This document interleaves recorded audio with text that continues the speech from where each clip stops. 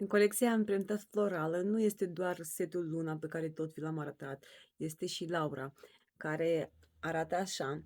Are o bază cu pinii instalați pentru geanta poșetei, are o clapetă care are găurile deja gata făcute, se închide toată treaba asta exact ca și la Luna, doar că magnetul este așa, se coase de corpul poșetei.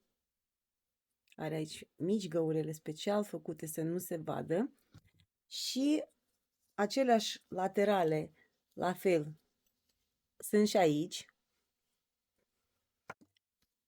Iar curelușa, de data aceasta, este cea lungă cu cataramă cu reglaj. Așa se prezintă.